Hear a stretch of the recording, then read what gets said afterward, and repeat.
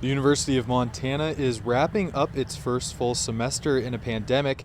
They're calling it a success, saying UM was able to educate, retain, and most importantly, protect its students this semester. We have seen our retention and persistence increase. We saw our first year retention rate this year 6 percentage points higher than it was 2 years ago. And we saw record graduate enrollment this year. President Bodner also praised the success the university has had in further developing a COVID vaccine, contact tracing efforts, and other tools to help combat the pandemic. And frankly, that's one of the big reasons why the University of Montana was named this August to a list of the top 10 universities solving the coronavirus pandemic, joining schools like Harvard and Oxford in battling the impacts of this virus. It wasn't all pandemic-related issues in the presentation, though. A proposed plan would see Aber Hall repurposed to serve as an administrative swing space for staff displaced by dining hall expansion in the Lomason building. The sequence of events is roughly going to be as follows.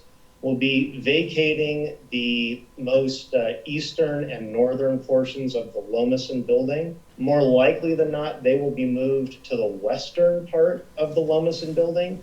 And the current occupants of the Lomason building in the western part will be moving to Aber. This is principally areas such as human resources, payroll, business services, predominantly back office functions. If Aber is needed for student housing in the future, those operations would not be moved back to the Lomason, but would instead find a new building on campus, Lassiter says. In Missoula, Connor McCauley, MTN News.